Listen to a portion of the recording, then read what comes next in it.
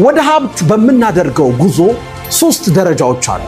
አንደኛና የመጀመሪያው ገንዘብ ማግኘት ነው። የመጀመሪያው ስቴፕ ያው እዚህ ደረጃ ላይ ለመውጣት ካንተ የሚጠበቀው ስራ መስራት ነው።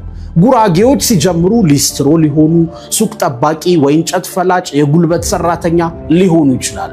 አንተ ደግሞ 18 ዓመት ተምረህ ስራ ትቀጠራለህ። ከዛ ገንዘብ ማግኘት ትጀምራለህ። አብዛኛው ሰው እዚህ ደረጃ ላይ ለመውጣት ብዙም አያቅተው። ከባዱ ቀጣዩ ደረጃ ነው። ሁለተኛው ደረጃ ያገኘኸውን ገንዘብ ማስቀረት፣ ሴቭ ማድረግ፣ አንተ ጋር ማቆየት። ጉራጌዎች እዚህ ጋር ነው ብርቱ የሚሆኑት። እንደውም ከጉራጌ ገንዘብ ከምታገኝ ከድንጋይ ደም ብታገኝ ይቀላል ይባላል። ገንዘብ ማግኘት ብቻ ሳይሆን ማስቀረትንም ያውቁበታል።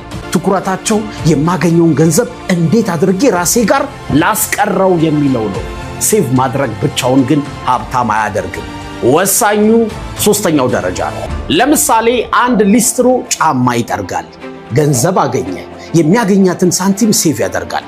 ያኔ ያቺ ሴቭ የምትደረግ ሳንቲም ኮምፓውንድ ታደርጋለች፣ ትጠራቀማለች። ከዛ የሆነ ሰዓት ተንቀሳቃሽ ሱቅ ወይም ሱቅ በደረቴ ለመክፈት የምታስችል ብር ትሆናለች።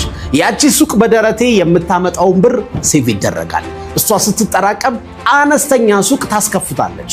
በዛ ውስጥ መርካቶ ላይ ሰው ማወቁ፣ ኔትወርክ መፍጠሩ፣ ዕቃ በብድር ማግኘቱ እንዳለ ሆኖ ማለት ነው። ያቺ ሱቅ አድጋ ትልቅ ማከፋፈያ ትሆናለች። ያ ማከፋፈያ ቅርንጫፍ ይኖረዋል። ከዛ ከተረካቢነት ወደ አስመጭነት ማደግ ይመጣል። በዚህ ሁሉ ውስጥ ግን ይሄ ሊስትሮ የነበረ ሰው አንድ ቀን እንኳን ሲዘንጥ አታዩትም። ውድ መኪና ሲነዳ አታዩትም። ክለብ ሄዶ ብር ሲበትን አታዩትም። ዱባይ ሲዝናና ዕቃ ሲሸምት አታዩትም። ብልጭልጭ ነገር ስለማያጓጓው አይደለም፣ ዓላማውን ስለሚያስቀድም ነው። ገንዘቡን ሁሉ ነገው ላይ ነው ኢንቨስት የሚያደርገው።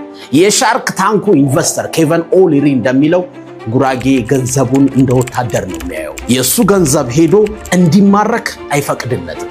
እንደውም የሱ ገንዘብ ሄዶ ተዋግቶ አሸንፎ ሌሎች ገንዘቦችን ማርኮ እንዲያመጣ ነው የሚያደርገው። እንደ ጀግና ወታደር ማለት ነው። ይሄ ነው ማባዛት ማለት።